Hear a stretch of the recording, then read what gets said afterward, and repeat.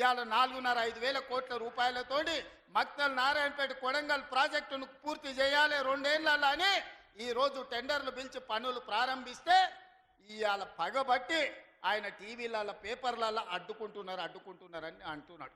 నేను అడుగుతున్న చంద్రశేఖరరావు, నువ్వు 70 ఏళ్ళు మాకు అన్యాయం జరిగింది, మా ప్రాంతంలో నీళ్లు పోయినా మా ప్రాంతం నుంచి తరలిపోతున్న కృష్ణానది జలాలు మాకు తాగడానికి మా సాగునీరుకు అందు రాకపోయినా ఈ దేశంలో ఎక్కడ ప్రాజెక్టులు కట్టినా బాక్రానంగల్ కావచ్చు, శ్రీశైలం కావచ్చు, నాగార్జున సాగర్ కావచ్చు, ఎస్ఆర్ఎస్పి కావచ్చు, ఈ దేశంలో ఎక్కడ ప్రాజెక్టులు కట్టినా తట్ట పని, పార పని, మట్టి పని, చెమట తీసే ప్రతి పని మా పాలమూరు బిడ్డలు చేసి దేశానికి ప్రాజెక్టులను అందించారు.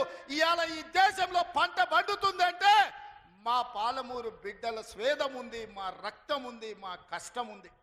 అట్లాంటి మా జిల్లా ఎడారిగా మారి వేలాది మంది వలసలు పోతుంటే తమ పసిపిల్లల్ని తల్లిదండ్రుల దగ్గర, ముసలోళ్ళ దగ్గర, గుడిసెల దగ్గర వదిలి జంటలుగా మేస్త్రీల ఎంబడి వలస పోతుంటే వలసలు ఆపాలని ఇవాళ మా ప్రాజెక్టులు పూర్తి చేయాలని ప్రయత్నం చేస్తుంటే మా మీద పగబట్టినవు ఎందుకు చంద్రశేఖరరావు అని నేను అడుగుతున్నా. ఏం అన్యాయం చేసినాం నీకు చంద్రశేఖరరావు? మేము నిన్ను మా పార్లమెంట్ సభ్యుడిగా ఎన్నుకోవడం మేము చేసిన అన్యాయమా? నీ పార్టీకి పోయినసారి 13 సీట్లు ఇవ్వడం మేము చేసిన అన్యాయమా? ఏం అన్యాయం చేసినామని ఇవాళ మా జిల్లాల ప్రాజెక్టులను అంటుకుంటున్నాం. ఈ 10 ఏళ్లలో నువ్వు పాలమూరు రంగారెడ్డి ఎత్తిపోతలు పూర్తి చేసినుంటే ఇవాళ చంద్రబాబు నాయుడుతో పంచాయతీ ఎందుకు వస్తుండే? ఆనాడు నువ్వు వైఎస్ రాజశేఖర రెడ్డి ముఖ్యమంత్రి ఉన్నప్పుడు ఆనాడు పోతిరెడ్డిపాడు పక్క 4,000 క్యూసెక్స్ నుంచి 40,000 క్యూసెక్లకు పెంచింది. రాజశేఖర రెడ్డి గారికి ఊడిగం చేసింది. రాజశేఖర రెడ్డి చెప్పులు మోసి కృష్ణానది జలాలను రాయలసీమకు తరలించడానికి అనుమతించింది సన్నాసివి నువ్వు కాదా చంద్రశేఖరరావు? ఆనాడు నువ్వు ఊడిగం చేసి రాజశేఖర రెడ్డి పోతిరెడ్డిపాడు ద్వారా నీళ్లు తరలించకపోయాడు కృష్ణానది జలాలు. మళ్ళీ ఆయన కొడుకు జగన్మోహన్ రెడ్డి ముఖ్యమంత్రి అయిన తర్వాత ఇదే ప్రగతి భవన్, ప్రజల స్వేదంతో నిర్మించిన ప్రగతి భవన్ అధికారిక కార్యాలయానికి వైఎస్ కొడుకు జగన్మోహన్ రెడ్డిని పిలిపించి పంచభక్ష ప్రమాణాలు పెట్టి 6 గంటలు చర్చించి రాయలసీమ ఎత్తిపోతల పథకం రచించింది నువ్వు కాదా? ఇది ద్రోహం కాదా? ఆనాడు రాజశేఖర రెడ్డితో కలిసి పోతిరెడ్డిపాడు ద్వారా కృష్ణానది జలాలను సీమకు తరలించకపోతుంటే హారతిచ్చింది నువ్వు కాదా? ఆనాడు మంత్రివర్గంలో నీ మంత్రులు లేరా? హరీష్ రావు గారు ఆ మంత్రివర్గంలో మంత్రి కాదా అని నేను ఇవాళ అడుగుతున్నా. అదే కాదు, జగన్మోహన్ రెడ్డి గారు ముఖ్యమంత్రి ఉన్నప్పుడు ఏ నీళ్ల కోసం తెలంగాణ రాష్ట్రం తెచ్చుకున్నామో, ఏ నీళ్ల కోసం శ్రీకాంతాచారి లాంటి యువకులు, నూనూగు మిసాల యువకులు ఆత్మ బలిదానాలు చేసుకున్నారు, ఆ బలిదానాలతో సాధించుకున్న తెలంగాణలో కృష్ణానది జలాలు రంగారెడ్డి, మహబూబ్ నగర్, అదేవిధంగా నల్గొండ, ఖమ్మం జిల్లాలకు ప్రాజెక్టులకు, భూములకు పారాల్సిన నీళ్లు రాయలసీమ జిల్లాలకు తరలించకపోతుంటే రాయలసీమ లిఫ్ట్ ఇరిగేషన్, అదేవిధంగా ముచ్చుమర్రి లిఫ్ట్ ఇరిగేషన్ నిర్మించుకుంటుంటే ఒక్క రోజైనా నువ్వు అడ్డుకున్నావా? వీరతిలకం దిద్ది జగన్మోహన్ రెడ్డికి పంచభక్ష ప్రమాణాలు పెట్టింది నువ్వు కాదా? ఇవాళ నువ్వు చేసిన పాపం ఇవాళకు మాకు శాపమైంది, ఇవాళ మాకు ఉరైంది. ఇవాళ తొందరలోనే రాయలసీమ లిఫ్ట్ ఇరిగేషన్ పూర్తి అయితే రోజుకు 10 టీఎంసీలు, రోజుకు 10 టీఎంసీలు అంటే ఒక్క నెల రోజులు మన కళ్ళు మూసుకుంటే 300 టీఎంసీలు శ్రీశైలం మొత్తం తరలించకపోవడానికి, మలుపుకపోవడానికి ఇవాళ పునాదులు వేస్తే ఆంధ్రప్రదేశ్ ప్రభుత్వం వీర తిలకం దిద్ది కాంట్రాక్టర్ల దగ్గర కమిషన్ల కోసం కక్కుర్తిపడ్డది నువ్వు కాదా చంద్రశేఖరరావు? ఆనాడు సాగునీటి పారుదల శాఖ మంత్రి హరీష్ రావు కాదా అని నేను అడుగుతున్నా. 5 ఏళ్ళు హరీష్ రావు సాగునీటి పారుదల శాఖ మంత్రి, 5 ఏళ్ళు చంద్రశేఖరరావు గారు సాగునీటి పారుదల శాఖ మంత్రి. మరి నేను ఇవాళ అడుగుతున్నా, పాలమూరు అక్కడనే ఉంది, కల్వకుర్తి అక్కడనే ఉంది, భీమా ఎండిపోయింది, కోయిల్ సాగర్ ఆరిపోయింది, ఈరోజు ఆర్డీఎస్ అట్లనే ఉండిపోయింది. మా ప్రాజెక్టులు ఎందుకు పూర్తి చేయలే? మా పాలమూరు కష్టాలు ఎందుకు తీరవలేదని నేను అడుగుతున్నా. ఈ నీళ్లు మాకు నాగరికతను ఎందుకు తేలే? ఈ నీళ్లు మాకు పసిడి పంటలు ఎందుకు తీయలే? ఈ నీళ్లు మాకెందుకు కన్నీళ్లు మిగిలిచ్చినాయని నేను అడుగుతున్నా. ఈ నీళ్లు మా భూములు ఎడారుగా మారడానికి, ఈ నీళ్లు మా ప్రజలు వేలాదిగా వలసలు పోవడానికే పనికొచ్చినాయి తప్ప మా జీవితాలలో వెలుగులు వచ్చినాయని నేను అడుగుతున్నా. ఈ పాపం నీది కాదా చంద్రశేఖరరావు? ఈ పాపం నీదే కదా? 10 ఏళ్ళు వచ్చిన తెలంగాణ రాష్ట్రంలో 2 లక్షల కోట్ల రూపాయలు సాగునీటి ప్రాజెక్టుల కోసం ఖర్చు పెట్టినావు కదా. 1,00,000 కోట్లు కాళేశ్వరం కట్టినావు. 1,00,000 కోట్లల్లా 1,000 కోట్లు మింగినవు.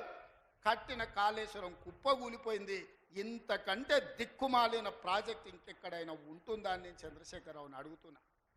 ఇవాళ మా ప్రాజెక్టులు పడావు పెట్టి మా నిధులు నీళ్ళేమో రాయలసీమ తరలించకపోయింది, నిధులేమో నువ్వు తరలించకపోయినావు, పదవులేమో నీ ఇంట్లోకి వచ్చినాయి, పాపాలేమో మాకు వచ్చినాయి.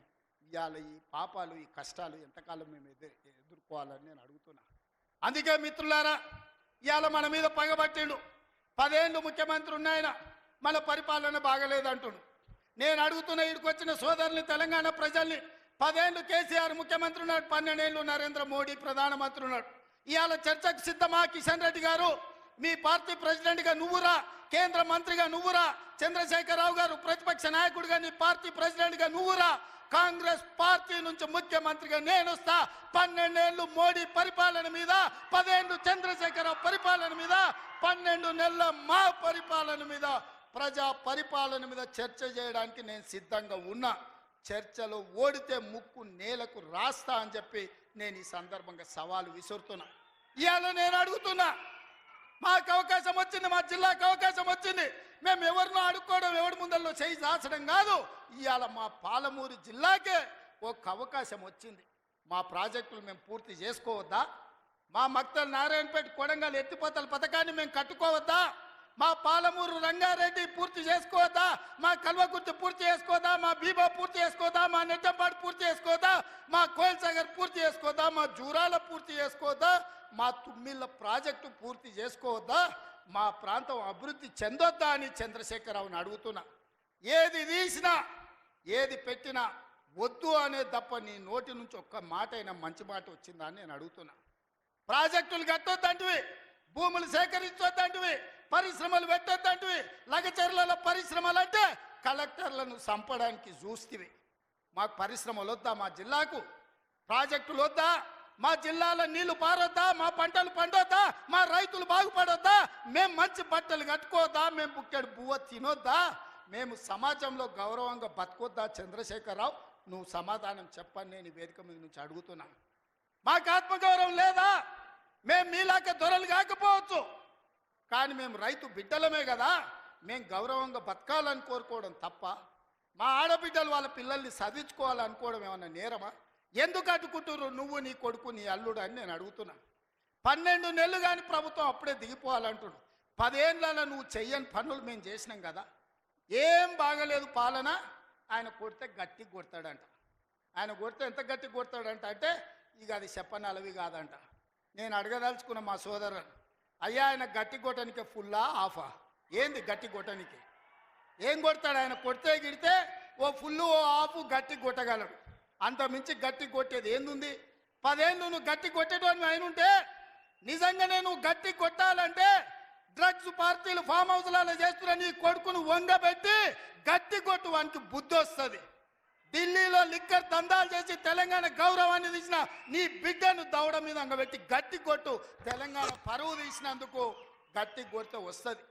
కాళేశ్వరం పేరు మీద 1,00,000 కోట్లు మింగిన నీ అల్లుని దవడ మీద అంగబెట్టి కొట్టు గట్టిగా. అప్పుడు వానికి బుద్ధి వస్తుంది, సిగ్గు వస్తుంది. తెలంగాణను ముంచినందుకు గట్టి కొట్టేది ఉంటే నీ ఇంట్లో కొట్టు, వాళ్ళని దారిలో పెట్టు. కాంగ్రెస్ను గట్టి కొడతా అంటే మా కాంగ్రెస్ పార్టీ కార్యకర్తలు ఊరుకుంటారా? రా, ఎంత గట్టి కొడతావో చూద్దాం. పొంకణాల పోసిగానికంట 3 ఎట్లంట 36 దొడ్లంట. వెనకడికి పొంకణాలు చెప్పేటోడు. 10 ఏళ్ళు నువ్వే ఉన్నావు కదనే. 10 ఏళ్ళలో నిన్ను ఇవ్వడం చేయొద్దన్నాడా? ఇవాళ మేము 12 నెలల ఏమి చేయలేదు అంటున్నాడు. నేను అడుగుతున్న ఇక్కడికి వచ్చిన మా ఆడబిడ్డల్ని,